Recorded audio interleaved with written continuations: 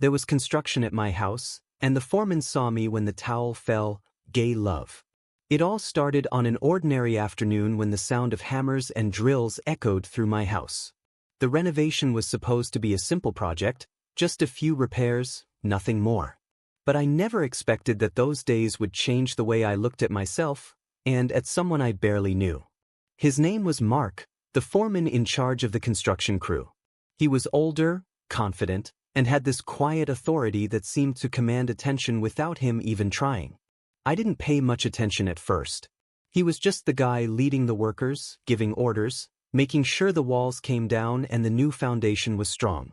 But every time our eyes crossed, there was something that made me pause.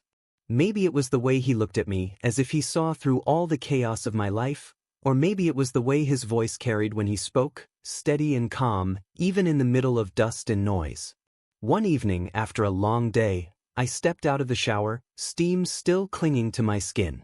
I wrapped myself in a towel, thinking the house was empty, the crew long gone. But when I walked into the hall, the towel slipped. And standing there, tools in hand, was Mark. His eyes locked on me, not with judgment or embarrassment, but with something else I couldn't define. That moment stretched longer than it should have, a silence heavy enough to make my chest tighten. And that's where this story begins. With a towel on the floor, a man staring at me like he'd seen something he wasn't supposed to, and me realizing I was no longer in control of what I felt. Stay with me until the end of this story, because what started as a renovation of my house quickly became a renovation of my heart. If you've ever wondered what happens when attraction sneaks in where you least expect it, you won't want to miss this. And before we dive into the first chapter, make sure to subscribe, hit the like button, and turn on notifications, because the next few minutes will take you on a journey you won't forget. The day the renovations began, I thought the noise would be the worst of it. Hammers against concrete, drills chewing through old walls, men shouting over the sound of machinery. It was enough to make me wish I'd rented a place to escape to while the house was being worked on. But deep down, I didn't mind as much as I told myself. There was something oddly comforting about the chaos, like my life had been stuck in silence for too long, and now the world was forcing me to listen. That was when Mark first walked into my life. He wasn't the type of man who introduced himself with big words or handshakes. He didn't need to. His presence filled the space before his voice did. Broad-shouldered, with a steady gaze that seemed to measure everything at once, he carried the authority of someone used to leading. His dark hair had flecks of gray at the temples, and his rough, calloused hands told stories of work done honestly and relentlessly. He wasn't much older than me, 10 years, maybe 12, but enough to carry himself with the kind of grounded confidence I had always envied. I remember standing by the kitchen door as he explained the plan to his crew, his voice firm but calm. Every man listened. And without even meaning to, so did I. For weeks, I told myself he was just another worker, just another face who would come and go. But every day, I found myself stealing glances. I noticed the way he wiped sweat from his forehead with the back of his hand, the way his shirt clung to his chest after hours in the heat, the way his eyes, those dark, unreadable eyes, sometimes lingered on me for a second too long. One late afternoon, after the crew had mostly cleared out, I heard the sound of footsteps in the hallway. I had just finished showering, wrapping myself in a towel, thinking I was alone in the house. I stepped out, hair damp, steam following me like a trail. That was when it happened. The towel slipped, falling in one quick, merciless drop. I froze. And there he was, Mark, standing at the end of the hall with a clipboard in one hand and a wrench in the other. His eyes locked on me instantly, and for a moment neither of us moved. His expression didn't twist into shock or embarrassment. No, it was something else, something I couldn't read but that made my skin burn hotter than the shower I'd just left. I bent down quickly, grabbing the towel, heart pounding in my chest. My words stumbled out, clumsy and half-broken. I thought everyone was gone. He didn't move. He just shifted the clipboard from one hand to the other, his jaw tight. I came back to check the pipes in the basement, he said quietly, his voice low and even. Then he paused, and for a split second, I thought I saw the corner of his mouth twitch, almost like a smile that never arrived. The silence stretched. My heart kept racing. It felt like the air itself had thickened between us, filling with something unspoken. I could have run back into the bathroom, shut the door, pretended nothing had happened. But I didn't. Instead, I stood there, towel clutched against me, staring at him as if waiting for him to say more. Finally, he broke the moment.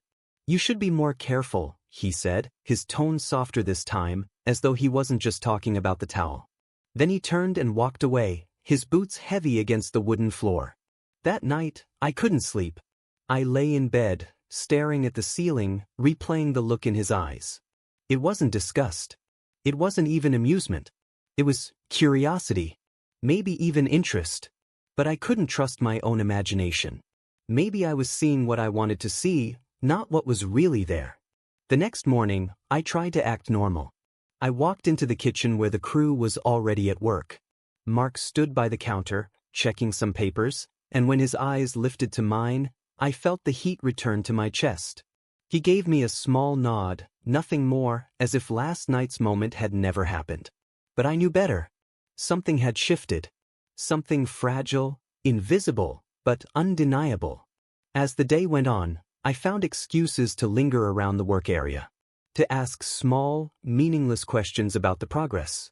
To hear his voice when he answered. And though his replies were always short, I noticed his gaze meeting mine longer each time, like we were both acknowledging a secret neither of us dared to speak aloud. By the end of that week, I couldn't keep pretending. Whatever had sparked between us in that hallway was still burning, and I knew I had to make a choice. Either I would step back, bury the feeling, and let the renovations finish with nothing more than memories, or I would step closer, risk the unknown, and see if the silence between us could turn into something more. That evening, as the sun dipped low and the crew packed up their tools, I made my decision. I walked over to him, my hands trembling, my heart louder than the drills had ever been. "Mark," I said, my voice barely steady. Do you want to stay a little longer? Maybe have a drink?" He looked at me then, really looked, his eyes narrowing slightly as if searching for my true intention.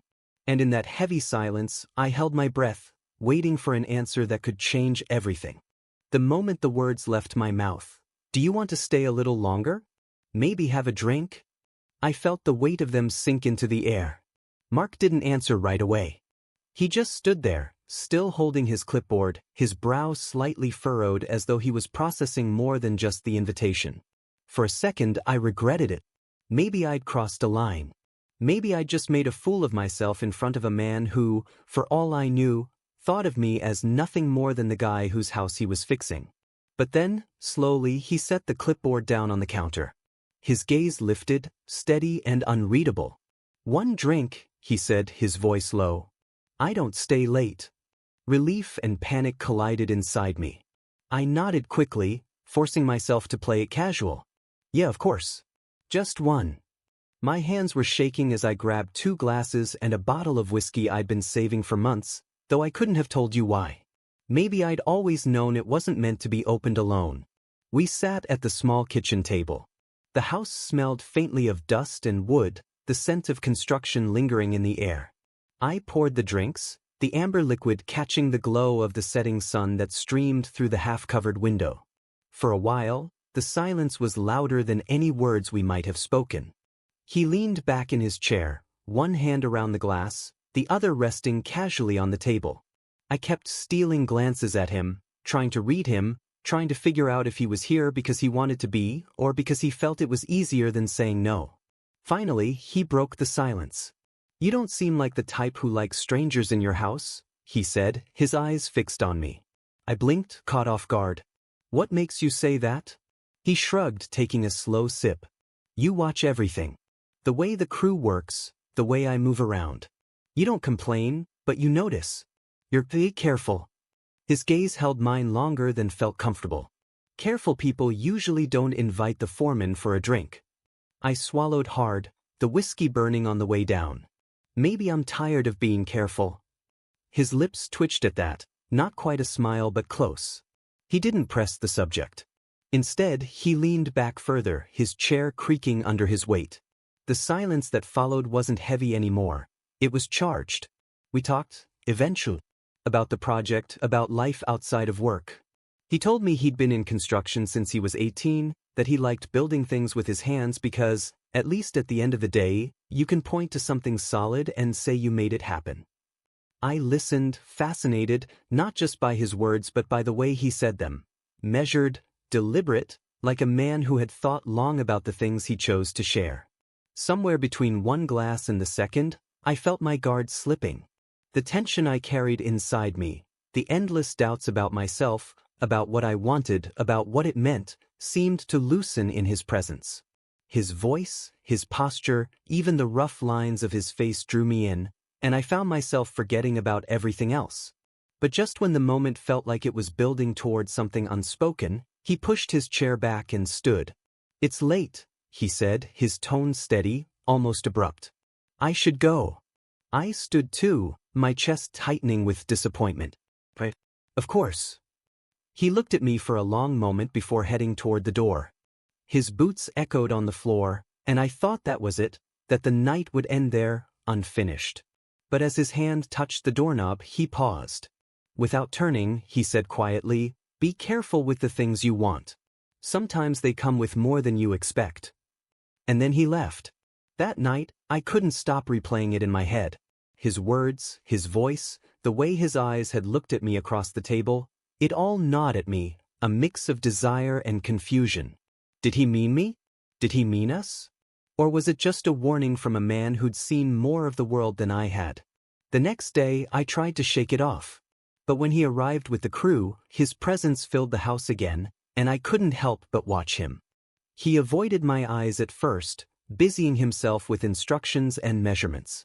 But as the hours passed, I caught him glancing at me more than once. Quick, sharp looks that vanished as soon as they came, but enough to keep me restless. Late in the afternoon, something unexpected happened. A pipe in the basement burst, water spraying everywhere. The crew scrambled to shut it off, but the damage was instant. Mud, noise, chaos. I ran down to help, slipping on the wet floor, nearly falling before Mark caught me by the arm. His grip was strong, pulling me close, holding me steady against the rush of water.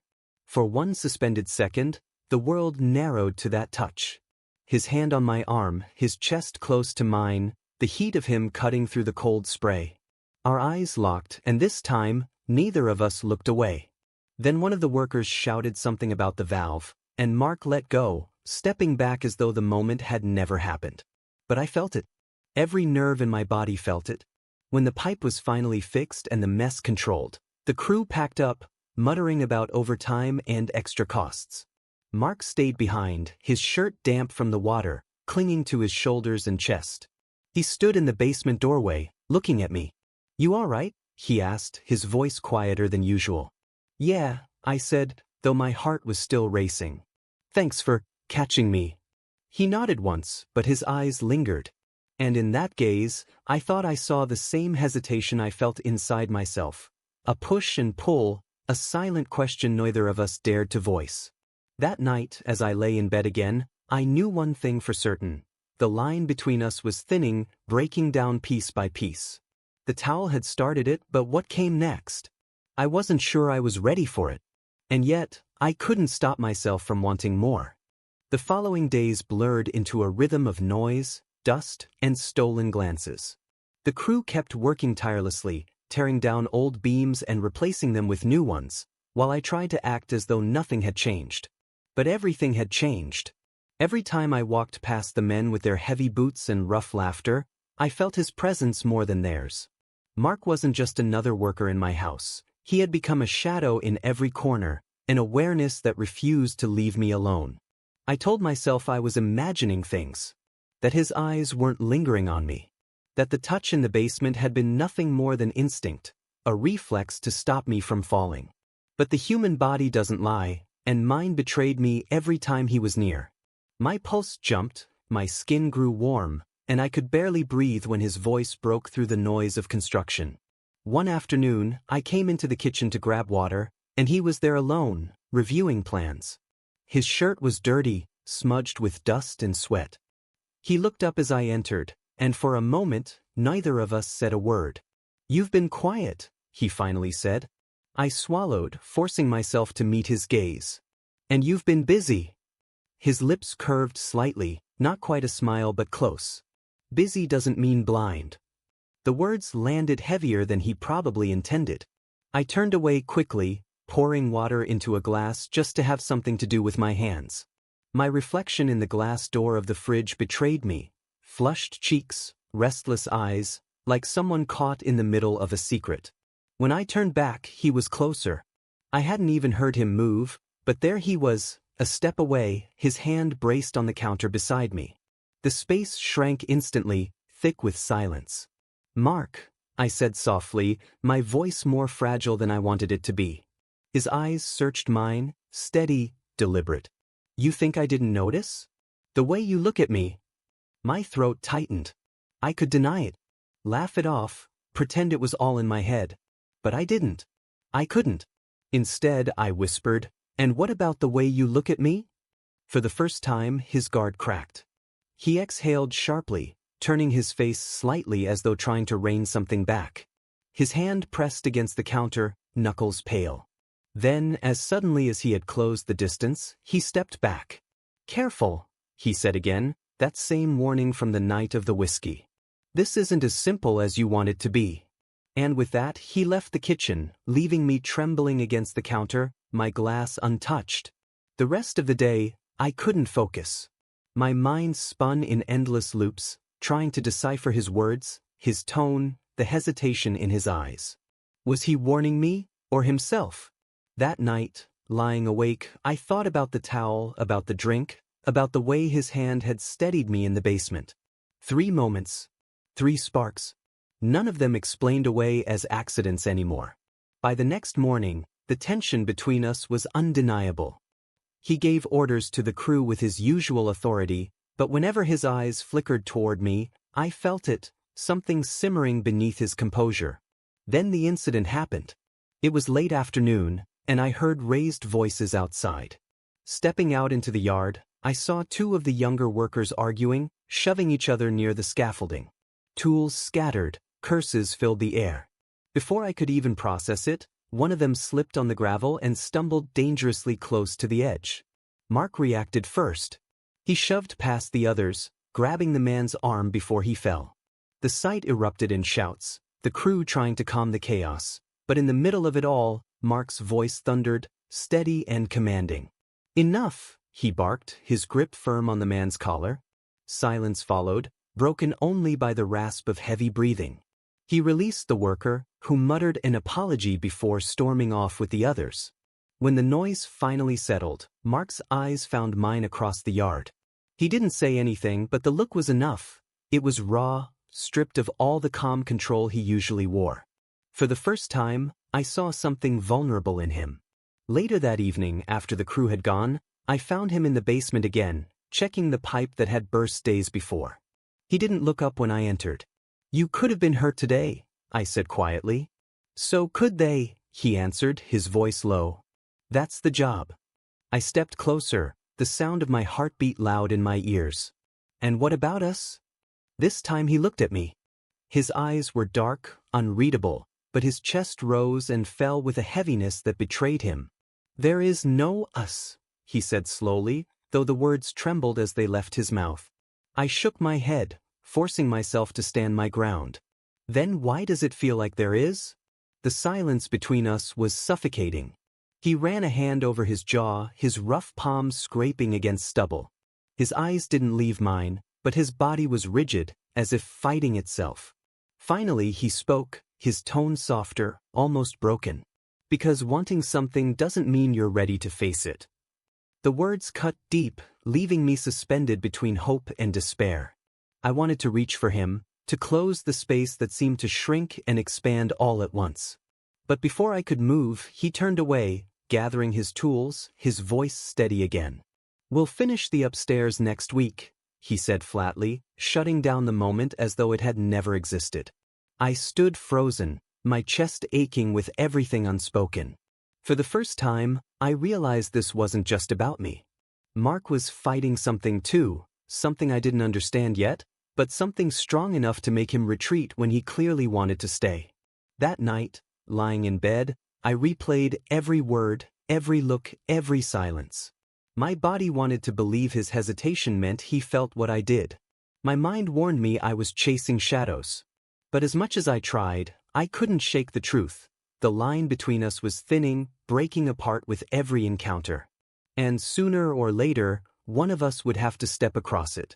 By the time the next week rolled around, the air in my house felt heavier than the dust settling on the unfinished walls. The renovation had become more than a project. It was the stage where every glance, every hesitation, every word between Mark and me carried a weight neither of us dared to fully acknowledge. But if I thought things would eventually find their rhythm again, I was wrong. Because that week, the outside world decided to intrude, and with it came the kind of conflict that forced everything buried between us to the surface. It started on a Thursday morning. The crew had been working upstairs, replacing beams, while I stayed in the kitchen trying to get some work done.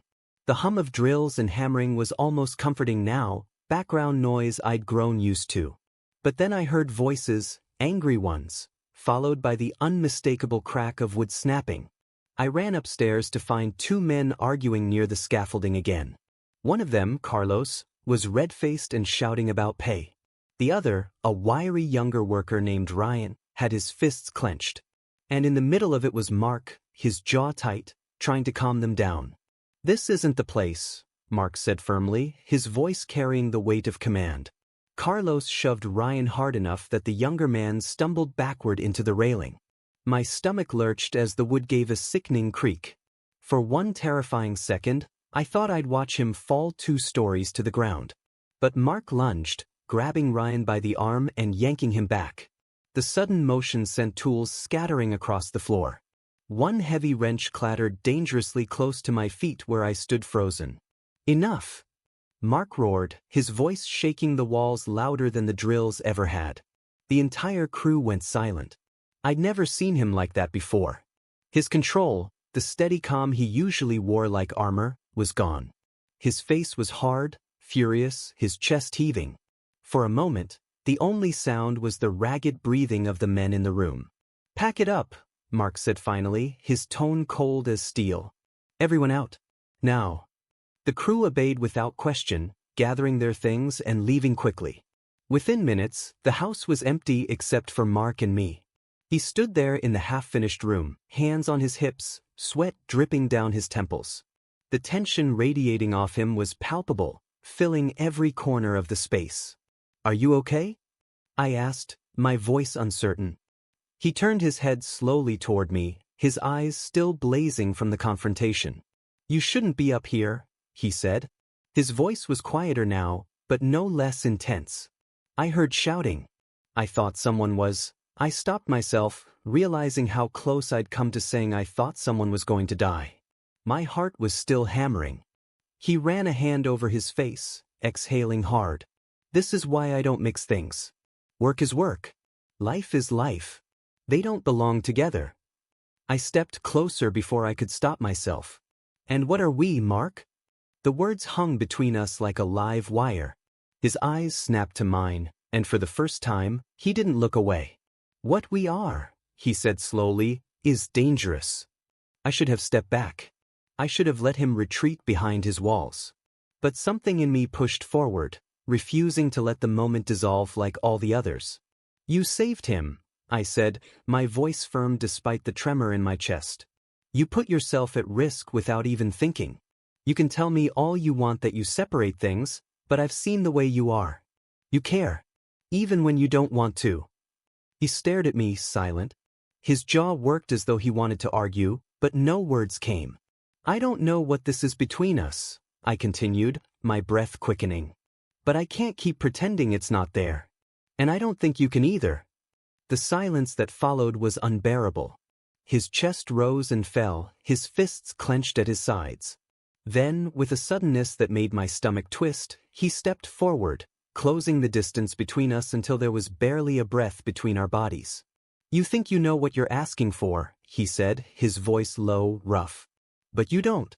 You don't know what it costs." My heart pounded so hard it hurt. "Then tell me. Show me. Anything's better than standing here pretending like this isn't happening." His eyes flickered, torn between restraint and surrender. For one suspended moment, I thought he would close the distance completely. I felt the pull of him like gravity, every nerve in my body screaming for him to give in. And then, his phone rang. The sound shattered the spell instantly. He stepped back, turning sharply, pulling the device from his pocket. His voice was clipped as he answered, but I could hear enough to know it was the company office. Something about the fight between the workers, complaints, possible reports.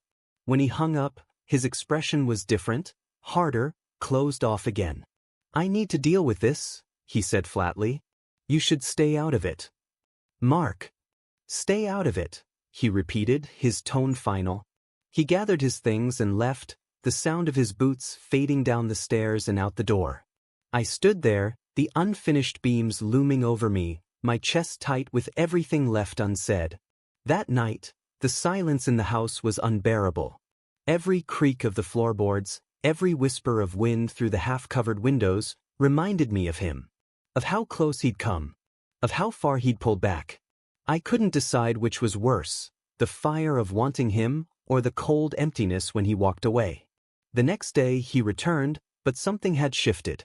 He was all business, issuing orders to the crew, avoiding me as much as possible. His walls were higher than ever, and yet, when our eyes met, even for the briefest moment, I saw it. The same conflict, the same fire he was trying to bury. And that was when I knew, no matter how hard he tried to push me away, no matter how many warnings he gave, I wasn't letting this go. Because what we had, whatever it was, felt more real than anything I'd known before. But as I watched him that day, distant and unreachable, I couldn't help but wonder, how much longer could we keep walking this line before something finally snapped? The house was finally nearing completion. The walls were painted, the dust was settling, and soon the crew would be gone for good. Each day, I watched as the evidence of their work became permanent, while the evidence of what I felt for Mark remained hidden, etched only inside me. And yet, even as the project reached its end, the tension between us hadn't faded. It had only grown heavier, like a storm building without release. For days, he kept his distance. He worked with the crew, gave short instructions, and left quickly after hours. If I caught his eye, he'd turn away as though it were dangerous to linger too long. But I knew better. I had seen the crack in his armor. I had felt the pull. He could ignore me, he could retreat into silence, but it didn't erase what had happened between us. The towel, the whiskey, the touch in the basement, the argument upstairs. Those moments were alive in me, and I knew they were alive in him too. The last night of the project, the crew packed up early. They shook my hand, thanked me, and drove away, leaving behind the faint smell of sawdust and fresh paint. But Mark stayed. He was in the backyard, checking the foundation, running his hand along the edge of the wall like he wanted to make sure it would hold long after he was gone. I stood at the doorway watching him. The sun was setting, painting the sky in shades of orange and purple. For a moment, he looked almost carved from stone, solid, unshakable. But I knew that inside him there was something just as restless as me. "Mark," I said, stepping out into the fading light. He looked up, surprised to see me there. His face softened, but only for a second before he straightened, his guard returning. "Everything's good here," he said, brushing his hands on his jeans. "We're done." The finality of his words hit me harder than I expected. We're done. Not just the house, but us. Whatever we'd been circling, whatever had been simmering, he was ready to bury it beneath finished walls and silent goodbyes. "No," I said firmly, taking another step toward him. "We're not done." His eyes darkened. "Don't do this." "I can't pretend anymore," I said, my voice shaking but sure. "Not after everything that's happened. You can walk away if that's what you want, but don't tell me it was nothing. Don't tell me you didn't feel it too." He turned away, running a hand over his face, exhaling hard. For a long moment, the only sound was the whisper of the wind through the half-finished yard. Finally he spoke, his voice low. "You don't understand what you're asking." "Then explain it," I pressed. "Because all I see is a man who looks at me like he wants something he's too afraid to reach for." His jaw tightened. He glanced at me, his eyes flashing with something raw. "I've built my life on control," he said. "On keeping things separate. Work from home. Desire from duty. If those lines blur, people get hurt. I shook my head. People get hurt from silence too. The words seemed to cut through him. He stared at me, breathing hard as though fighting a battle I couldn't see. Then, finally, the walls began to crack. I do feel it, he admitted, his voice barely above a whisper. From the first day, I felt it. Every time you walked into the room. Every time you looked at me. I've tried to push it down, but I can't. His hands clenched at his sides, trembling. You make me want things I've spent years avoiding. The confession hit me like a wave, leaving me breathless. I stepped closer, my chest tight. Then stop avoiding them. For a moment, he just stared at me, the weight of everything we hadn't said pressing between us. Then, slowly, almost cautiously, he reached out. His rough hand brushed against mine, a touch so small and yet so enormous it made my heart stop. The air thickened. His hand lingered, then tightened, his fingers closing around mine. And then, as if something inside him finally broke free, he pulled me closer. I felt the warmth of his body, the strength of his arms as they wrapped around me. My face was inches from his breath hot against my skin. The world fell away, no noise, no walls, no unfinished work. Just us. I shouldn't, he whispered, his forehead pressed against mine. Then don't say it, I whispered back. Just stay. His lips met mine, hesitant at first, then stronger, as though all the restraint he'd held for weeks collapsed in that single moment. The kiss was rough, desperate, filled with everything we'd both been holding back. My hands clutched his shirt, pulling him closer, afraid he might disappear if I let go. When we finally pulled apart, our breaths ragged, his eyes searched mine, vulnerable in a way I'd never seen before. This changes everything, he said. Maybe it's supposed to, I answered. We stood there, tangled in the twilight, as though the world had finally given us permission to exist in the same space without walls between us. Later, when the night grew darker and the silence settled, he stayed. Not as the foreman, not as the man who built my house, but as the man who had unknowingly built something deeper inside me. I lay awake long after, listening to the rhythm of his breathing beside me. For the first time in weeks, my chest didn't feel heavy. It felt alive. And as I stared at the ceiling, I realized something important. This wasn't just about desire. It was about courage. About daring to step into the unknown even when it terrified me. Because love, like construction, is messy. It takes breaking down walls, tearing out what's broken, and rebuilding stronger foundations. It requires risk and patience, and the belief that something beautiful can rise from chaos. When morning came, I knew nothing would ever be the same. But for once, I wasn't afraid of what came next. And maybe that's the point. Sometimes, you don't get to choose when your walls come down. Sometimes, life decides for you. And all you can do is step forward, heart open, ready to face whatever waits on the other side. As I share this, I think about the walls we all carry, walls of fear, silence, and hesitation. What would happen if you let yours crumble, even just a little? What if you allowed yourself to want, to feel, to risk? Because sometimes the things we're most afraid of are the very things that set us free. So I ask you, what's the wall you've been hiding behind? And what might happen if you dared to tear it down?